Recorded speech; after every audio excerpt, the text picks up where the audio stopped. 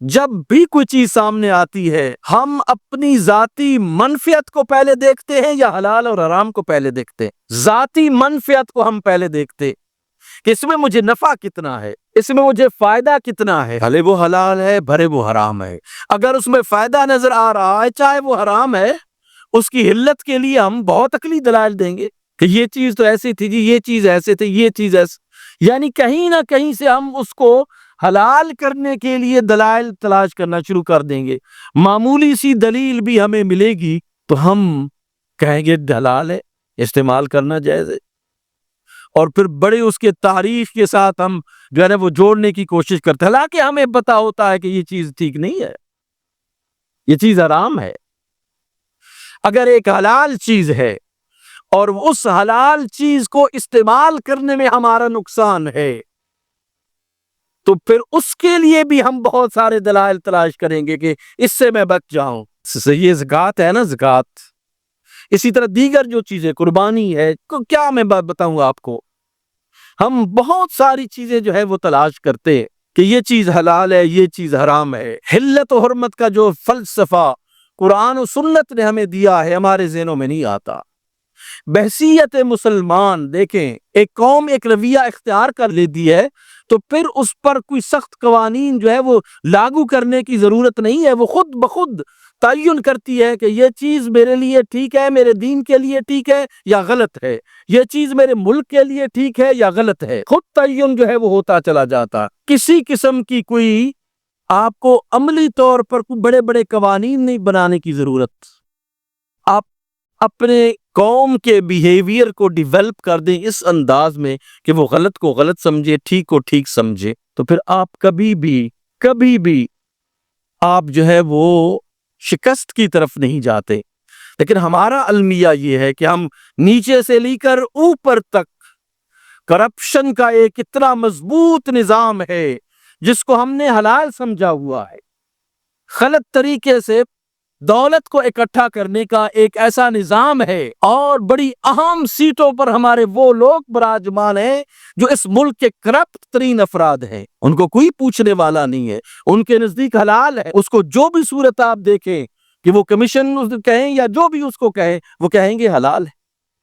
حلال ہے، وہ حرام نہیں کہیں گے، یہ ہمارا حق ہے، وہ اس کو اپنے حق کے طور پر جو ہے وہ سمجھیں گے۔ لیکن اگر آپ کا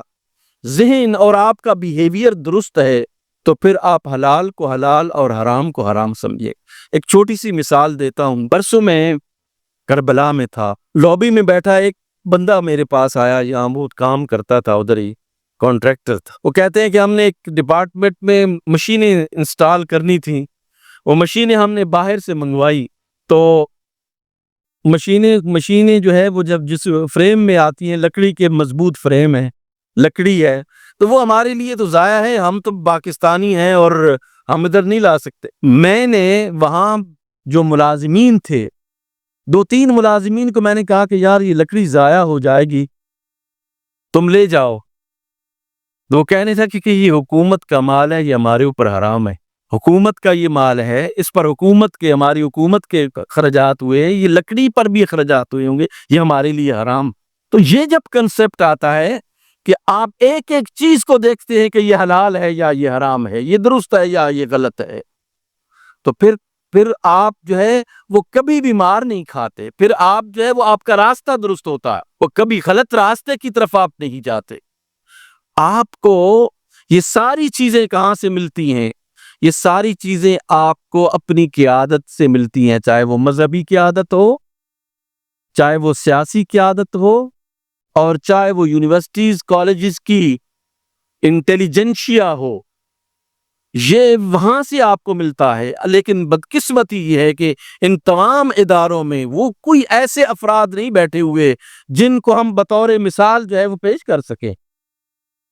بطور مثال کسی کو ہم پیش نہیں کر سکتے، اس لیے ہمارا پورا سسٹم تباہی اور بربادی کی طرف جا رہا ہے۔ ہم اب غلط کو غلط کہتے ہی نہیں ہیں، سوچتے ہی نہیں ہیں، حرام کو حرام نہیں سمجھتے، حلال کو حلال نہیں سمجھتے، بس ایک زندگی ہے کہ ہم نے اپنے ایک تاجر ہے تو اس نے اپنے پرافٹ کو میکسیمائز کرنا ہے، چاہے اس کو شریعت اجازت دیتی ہے یا نہیں۔ ایک آفیسر ہے تو اس نے اپنا کمیشن لینا ہے، چاہے شریعت اس کو اجازت دیتی ہے یا نہیں۔ ایک پارلیمنٹیرین ہے تو وہ کروڑوں روپے لگا کے، اب تو اربوں کی بات ہے، اربوں روپے لگا کے وہ پارلیمنٹ میں آتا ہے، وہ اسے پورا کرتا ہے جائز طریقے سے یا ناجائز طریقے سے۔ اب کتنے سکیمز آ رہے ہیں اور مختلف صوبوں سے آ رہے ہیں، آپ دیکھیے کہ لوگوں نے اربوں روپے لوٹا اس ملک کا، ان پر کوئی ہاتھ نہیں ڈالتا، ان کو کوئی نہیں روکتا، ان کو نہیں کوئی پکڑتا کہ تم نے ملک کے ساتھ کتنا ظلم و ستم کیا ہے۔ اور یہ آج نہیں، کئی دہائیوں سے یہ بات چلی آ رہی ہے۔ ہمیں اپنے بیہیویئرز، ہمیں اپنے رویے، اخلاق، روایات کو دیکھنا ہوگا اور اس کو چینج کرنے کی ضرورت ہے۔